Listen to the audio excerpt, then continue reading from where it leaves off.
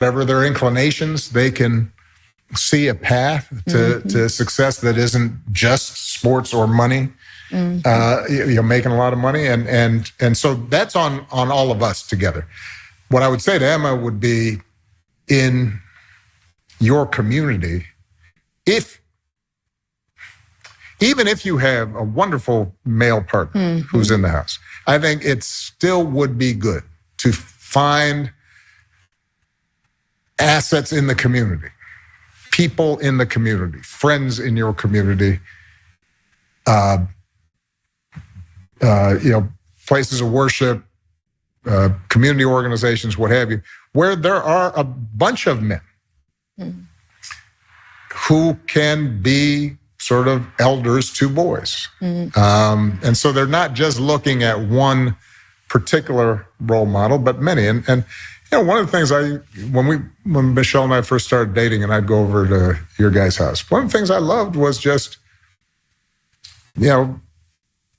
seeing all your uncles and your cousins. And there were a bunch of different kinds of men. There were men that were kind of soft-spoken, and then there were men that were loud, and there were men who were engineers, and then there were men who were police officers, or they drove a jitney cab. Right? And that's one of the things that I think a lot of times boys need, is not just exposure to one guy. One dad. No matter how good the dad is. He can't be everything. He can't be everything. And then that boy may need somebody to give the boy some perspective on the dad. Yeah, right? Yeah. One of the most valuable things I learned as a guy was I had a gay professor in college at a time when openly gay folks still weren't out of line, who became one of my favorite professors and was a great guy and would call me out when I started saying stuff that was ignorant. You need that to show empathy and kindness. And by the way, you need that person in your friend group, so that if you then have a boy who's gay or non-binary or what have you, they have somebody that they can go, okay, I'm not alone in this. Yeah. Right. So that, I think, is creating that community. I know.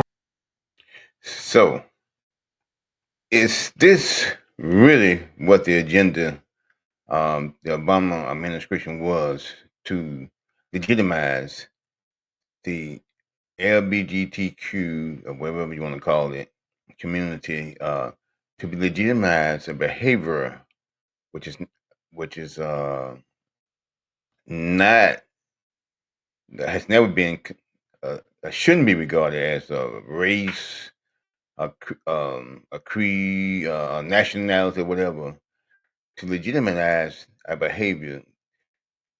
It was this the intent of the Obama administration. Was he a Trojan horse?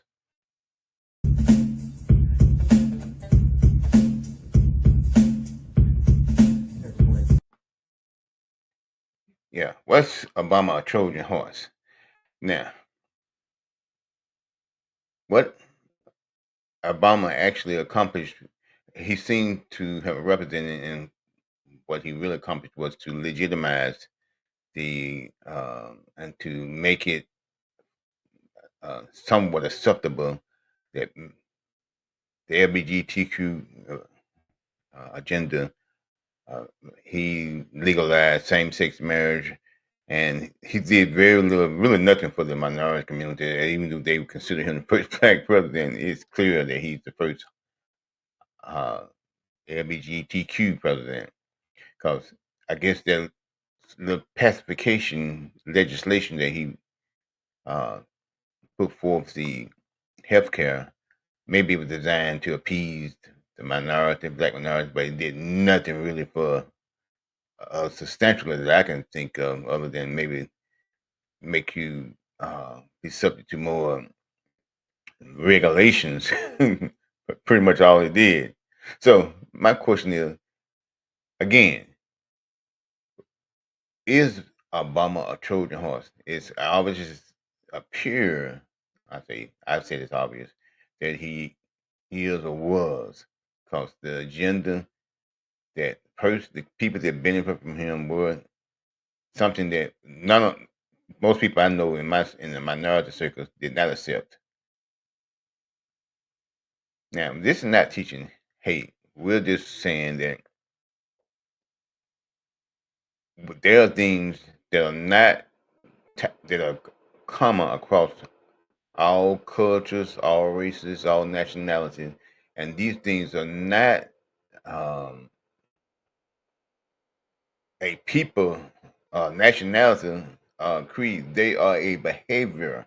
Just like someone might have a behavior, what they call, I think the term I heard called kleptomania. People they just got to steal, they got to take, they got a condition for a behavior that needs help, and there shouldn't be a legalized day for somebody who's kleptomaniac, whatever, to go and they can just steal whatever they want to and without any consequences. There are people um, who have they lack a conscience. They like to kill things. They go out and they start off as children killing cats and dogs, and they graduate to killing people, and they're called serial killers. They have a condition, behavior condition that shouldn't be they legalized for them to carry out those activities. So they need help. Got a behavior problem. That's how we show them love. But they are destructive to society, folks.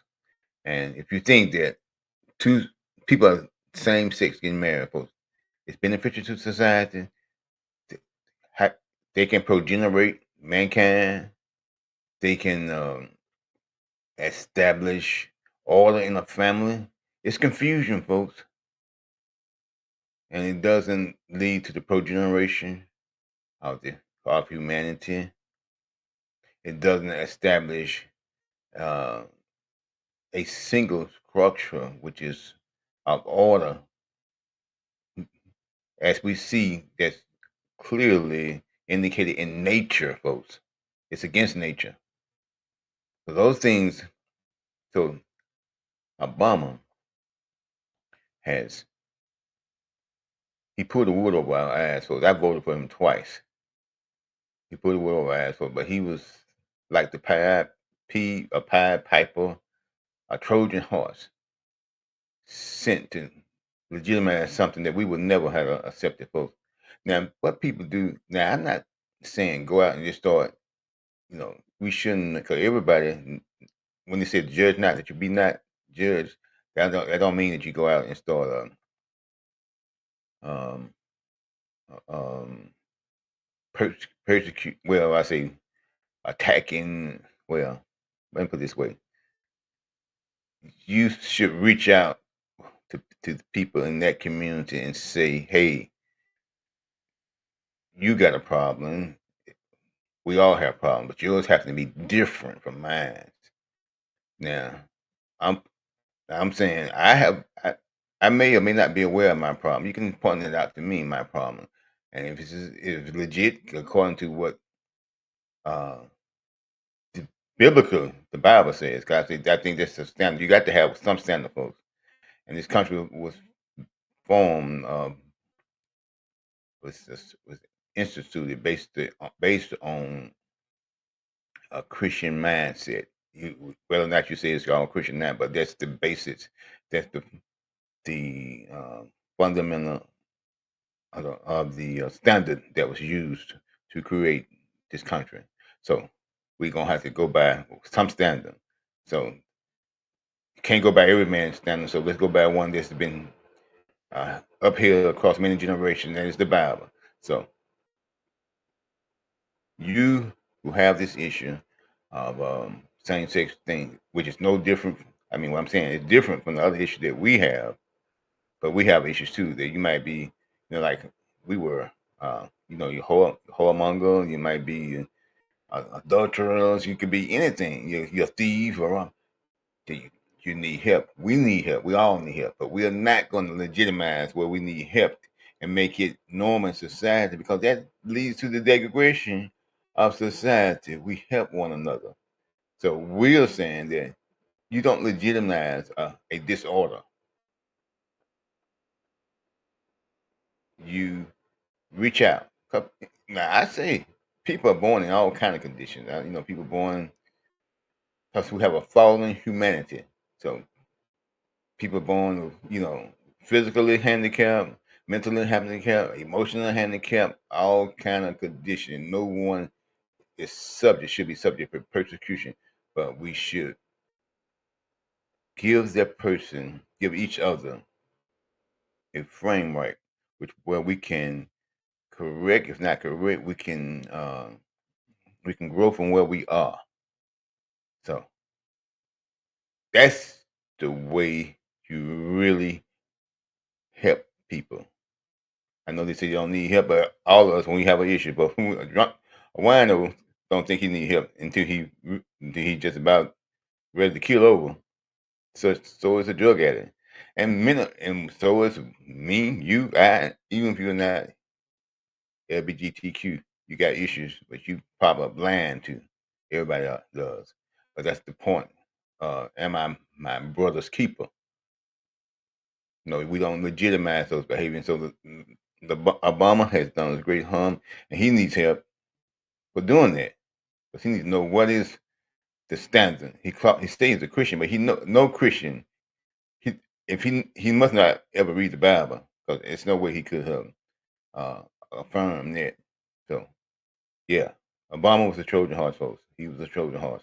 So you need to wake up and get the horse out and get back on the path that'll lead to a more wholesome community. I say more wholesome because you can't get whole without Christ. You can't. And we're gonna always have an issue until he comes. But the point is that we can be salt.